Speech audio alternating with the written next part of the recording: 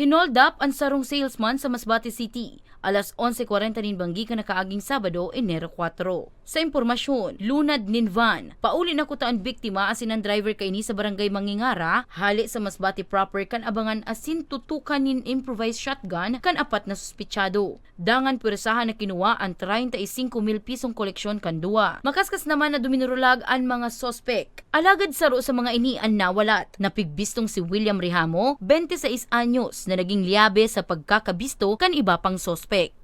Declared ng ating biktima, nasa 35,000 daw po yan. Kaya lang, binilang po yan, nakadokumento po yan, pinicturean po yan, at nakabidyo din po yung, pagbilang natin. Ang lumabas na lang po doon, instead ng 35,000 ang lumabas doon, hindi natin alam. Kasi may mga kasamahan kasi ito, ma'am, malamang baka ginawang pangkasulina yung toke. Kaya ang na-recover na lang dali sa isang suspect ay 33 mil na lang po, ma'am.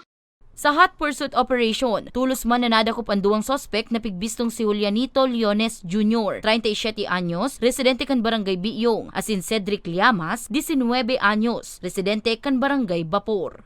Marami pa po kaming ginawang follow-ups na investigation, kaya during our follow-up, pati yung mga ginamit ma'am na tricycle, recover pa po natin yon sa Barangay Biyong, kung saan yung tinuot ng suspect na black jacket. Nakita po natin ito sa U-back ng motor.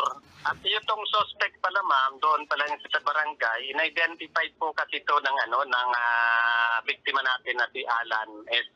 Cos. Bago po man ito mahuli, since na alarmado na ang barangay, mas madali natin siyang ma-identify.